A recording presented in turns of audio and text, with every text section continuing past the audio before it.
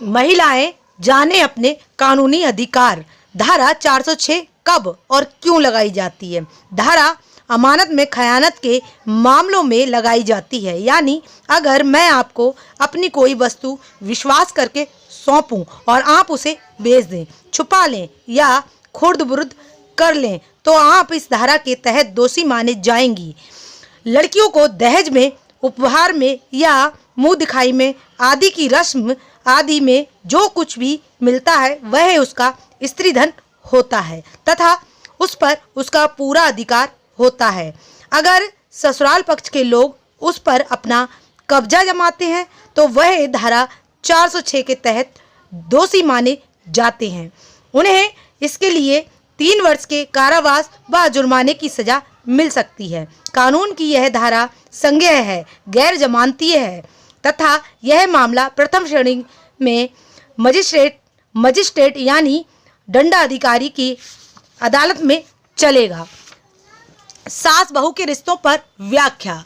जो नवविवाहिता अपने ससुराल पक्ष के खिलाफ दहेज, प्रताड़ना या अमानत में खयानत का मामला दर्ज कराने की सोच रही है, वे सबसे पहले तो यह जान लें कि अगर ससुराल पक्ष के लोग उसकी वजह से जेल चले गए तो वह अभी ससुराल में रह पाए। इसलिए पहले शांति, संयम, धैर्य व समझौतावादी नीतियों को अपनाएं। अगर मामला गंभीर है और ससुराल पक्ष के लोग वाकई दोषी हैं तो उन्हें किसी भी कीमत पर छोड़ना भी ठीक नहीं है। उन्हें अपने किए की सजा भी मिलना चाहिए। दूसरी बात जो मैं कहना चाहती हूँ वह है सुप्रीम कोर्ट द्वारा की गई सास बहू की रिश्तों की व्यवस्था, जिसे जान लेना ज़रूरी है। नंबर 1, सास बहू के रिश्ते पर सुप्रीम कोर्ट ने एक अहम व्यवस्था देते हुए कहा है कि सास अपनी बहू को लगातार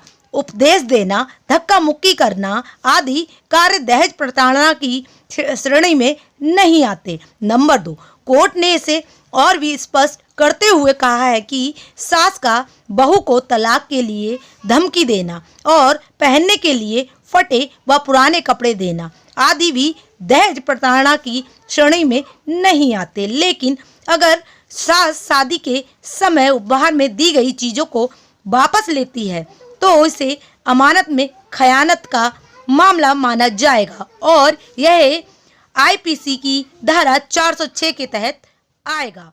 थैंक यू।